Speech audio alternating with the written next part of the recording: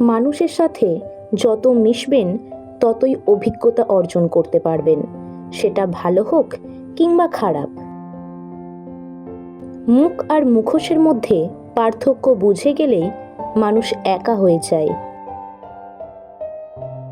জীবনের প্রতিটি ক্ষেত্রে মায়া ত্যাগ করতে হয়, আবেগকে বিসর্জন দিতে হয়, তবেই ভালো থাকা যায়।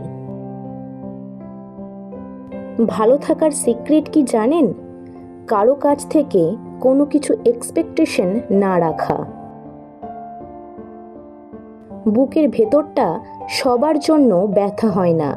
যার জন্য ব্যথা হয় সে কখনোই তার খোঁজ রাখে না। ভালো থাকতে গেলে ইগনোর করা শিখতে হয়, তর্কে না গিয়ে চুপ থাকা শিখতে হয়।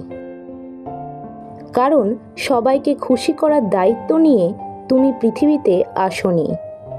নিজেকে ভালোবাসো শুরু থেকে শেষ অবধি, কারণ তুমি শুধু তোমার পাশে থাকবে, বাকি সবাই আসবে আর যাবে, তোমার শ্বাস প্রশ্বাসের মতো। জল কিন্তু একই, তবু তার সঙ্গীর কারণে এত পার্থক্য হয়। তাই তো বলা হয় সৎসঙ্গে স্বর্গবাস আর অসৎ সঙ্গে সর্বনাশ।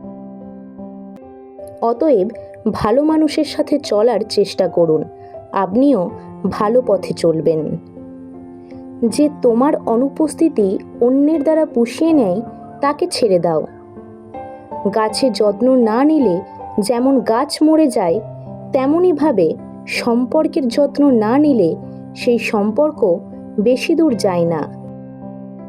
মানুষ যেমন দাঁত থাকতে দাঁতের মর্ম বোঝে না, তেমনইভাবে পাশের মানুষটার মর্ম হারিয়ে না ফেলার আগে বুঝতে পারে না। কাউকে যদি ভালোবাসো, ভালোবাসো চিরদিন, আর যদি না বাসো, বেশো না কোনো দিন। অবুঝ মন নিয়ে খেলা করো না, কোনো নিষ্পাপ হৃদয়ে ব্যথা দিও না। সময় ঠিকই চলে যায়, তবে কথাগুলো মনে থেকে যায়। সরল মানুষ যদি দেখো হঠাৎ চালাক হচ্ছে, ভেবে নিও জীবনে তাকে অনেক ঠকানো হয়েছে।